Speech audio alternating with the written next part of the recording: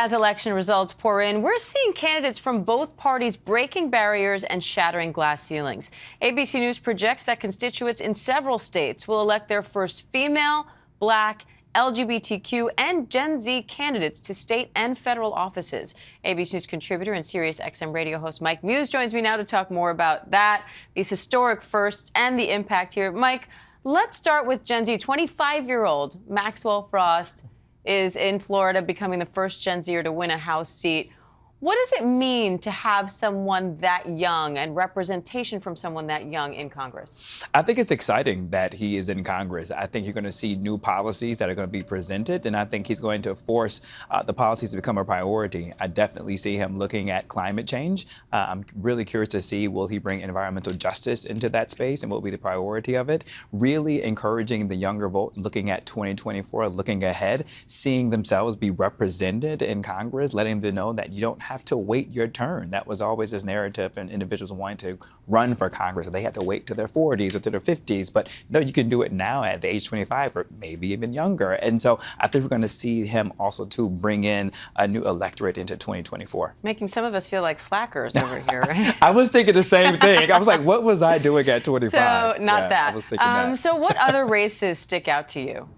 I definitely think about Wes Moore becoming the first Black governor of Maryland. I thought that was fantastic. I'm really looking at Arkansas with Sarah Huckabee Sanders becoming the first woman governor for the state of Arkansas.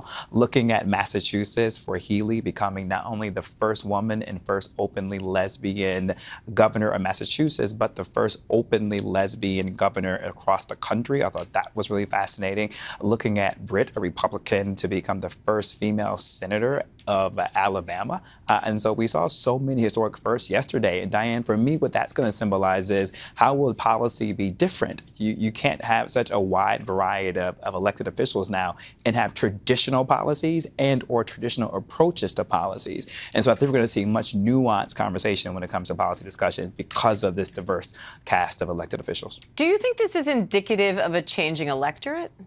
Absolutely. I think that the electorate is changing. I think also, too, because of big tech, we have so much access to information. And also, too, now we're seeing for the first time that our vote really does matter and it can influence things. You think about the way that abortion was really codified within states' constitutions yesterday. So that's a direct connectivity of like my vote can make a difference and can make a change. And so I think as a result, you're going to see the electorate is just reflective of that. Do you think this could also change who comes out to vote, motivating certain groups that may have felt disenfranchised? The youth vote sticks out to me. If they see a 25-year-old in Congress, does that then motivate younger voters to say, oh, I'm going to go out and vote? Oh, my God. Absolutely. And the thing about it is you really want to bring in young people early into the electoral process, right, to get them used to voting early on. So if they see themselves in Congress, if they see the wide variety, and young people now are becoming more diverse in ideologies and identities and things that they're interested in and how they participate and become more vocal of things they want to advocate for. And now they're seeing that my vote really can make a change. You're going to see that, but also to the representation within the states. Although Chris Jones didn't win his race in Arkansas, the fact that he actually went for it against a ceiling of race and color and context in that state, I think you're going to see more people push and try and break that gray ceiling, both in identity and in race and culture. All right, Mike Muse, always great to have you. Thank you. Yeah, good to see you. Hi, everyone. George Stephanopoulos here. Thanks for checking out the ABC News YouTube channel. If you'd like to get more videos, show highlights, and watch live event coverage, click on the right over here to subscribe to our channel. And don't forget to download the ABC News app for breaking news alerts. Thanks for watching.